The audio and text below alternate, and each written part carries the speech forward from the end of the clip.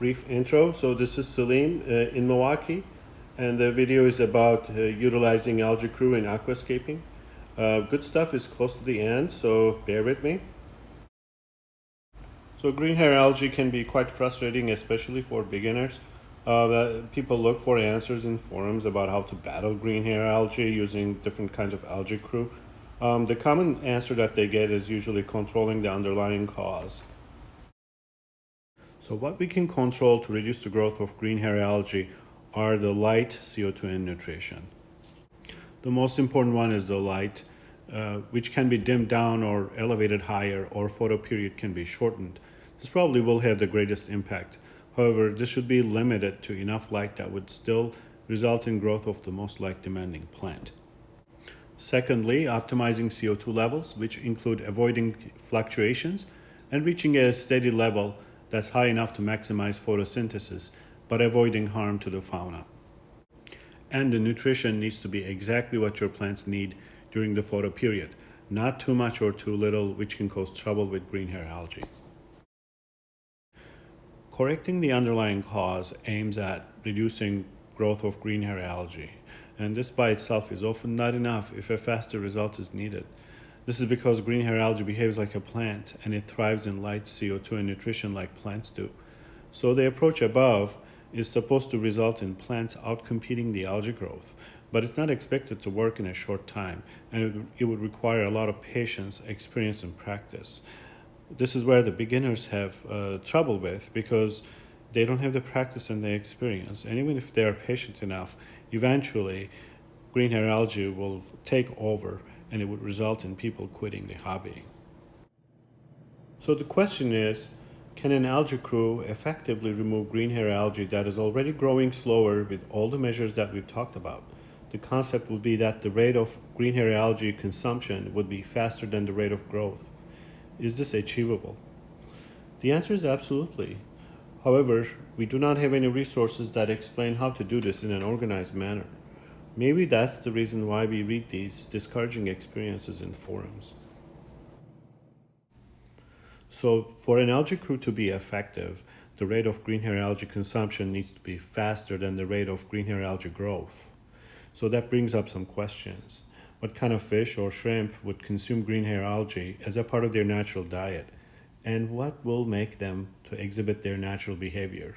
And how many would be necessary to get a desired effect?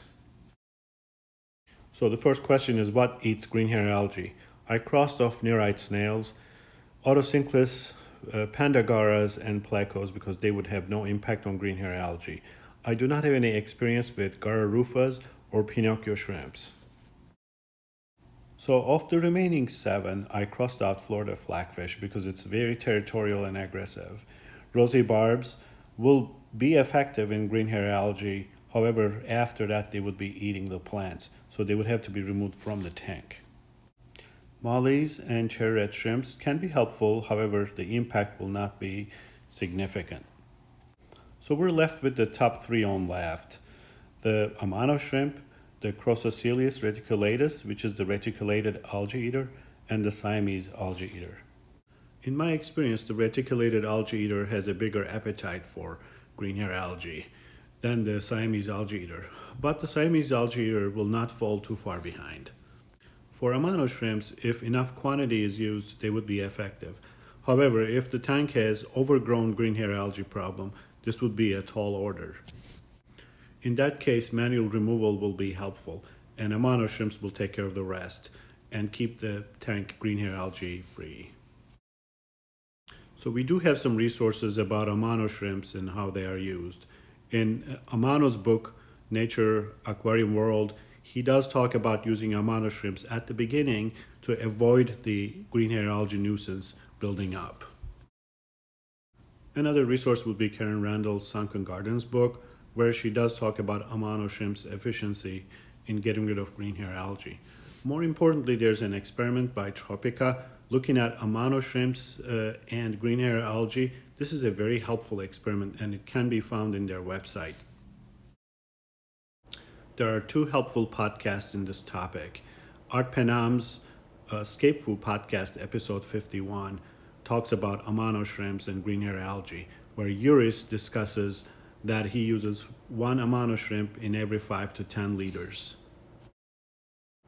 And in Aquascaping Podcast episode 38, Sean describes using 38 amano shrimps in his 45-gallon tank and eradicating green hair algae. And I've done some work on this as well, and I confirmed the experiences of Uris and Sean as well as the Tropica experiment. So if amanos are going to be used alone to control green hair algae, my recommendation would be one amano shrimp per 1 to 2 gallons. If the green hair algae is overgrown, in that case, maximal removal might be very helpful, and amano shrimps will take care of the rest. So what about the Siamese algae eaters and their reticulated cousin? There's not much out there about how to use them. So what I did is an observational attempt where I dropped a ball of green hair algae into the tank overnight and turned the camera on.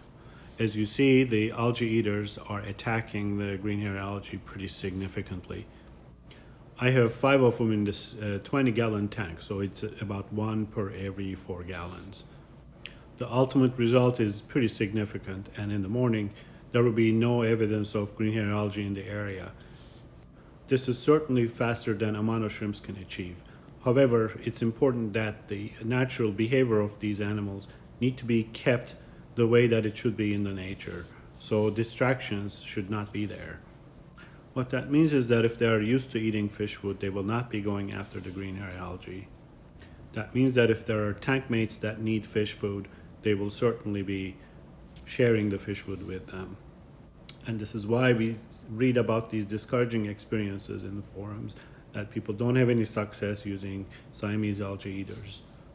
But if the fish food is stopped and if they don't have a better choice, they certainly will go after the green hair algae.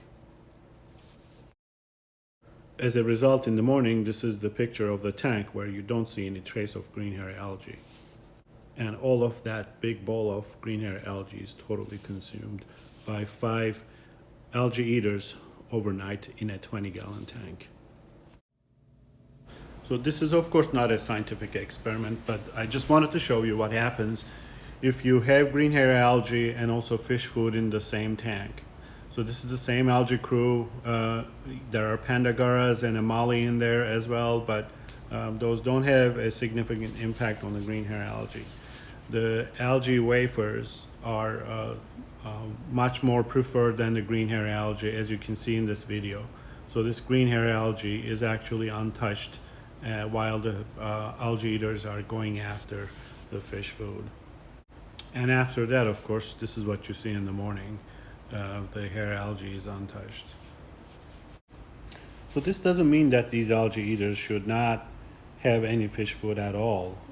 That I don't think would be good for them either. However, a good balance has to be considered so that they can actually go and try to eat what they normally eat in nature. So a diet with green hair algae, when it's present in the tank, would be enough for them for nutrition. Now, once the green hair algae is all gone, then they will probably need to eat their fish food because there will be none available at the time. So a balanced diet is reasonable, especially when green hair algae is present in the tank. Fish food is not all that necessary, and once fish food is used, they will certainly prefer that. And if they eat fish food all the time, you most likely are not going to see eradication of green hair algae in your aquascape. So if you have enough number of them in a tank, and if you don't feed them fish food routinely, they will eventually get rid of the green hair algae. I would also grow green hair algae in a separate tank to feed them green hair algae once the green hair algae is completely gone from the tank. So what this does is that it helps me to not feed them with fish food all the time, and then they can have their green hair algae time to time to have a more balanced diet. In addition, I would also keep amano shrimps as recommended by the podcasts and the books that I mentioned before. So what I usually do is, once the green hair algae is completely resolved, I would reduce the number of algae eaters in the tank and move them to a tank that they would be happier with more algae present. And I would move other fish into the tank and take photos as we all do. So in summary, for an algae crew to be effective, the rate of green hair algae consumption needs to be faster than the rate of green hair algae growth. And these are the options I can come up with. I'm sure there are some other options and ways to do this, and I'd like to learn them as well. I hope this video was helpful to you, and please let me know if you have any questions about this topic. Please don't let green hair algae frustrate you and quit the hobby. Never give up. Have a great day, and goodbye.